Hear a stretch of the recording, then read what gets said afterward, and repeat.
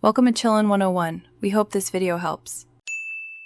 In this video, I will show you how to make bone broth ramen. First, let's focus on the heart of our dish, the bone broth. You'll want to select about 3 to 4 pounds of high-quality beef or pork bones.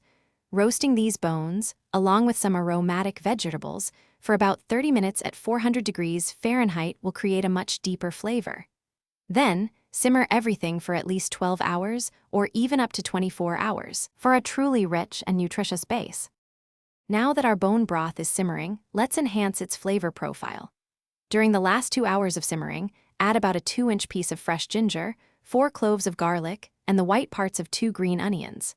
For an incredible umami boost, include about 5 dried shiitake mushrooms and a 4-inch piece of kombu. Finally, season your broth with about 1/4 cup of soy sauce and 2 tablespoons of mirin, adjusting salt to taste. With our flavorful broth ready, it's time to assemble your perfect ramen bowl. Cook your favorite ramen noodles, whether fresh or dried, following the package directions carefully. For toppings, prepare about 4 ounces of thinly sliced chashu pork, 2 perfectly soft-boiled eggs cut in half, and a few sheets of nori seaweed.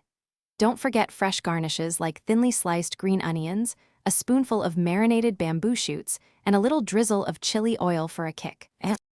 Finally, the moment we've been waiting for, serving your delicious homemade bone broth ramen. First, place your cooked noodles into a large bowl. Then, generously ladle about 2 cups of the hot, flavorful broth over the noodles.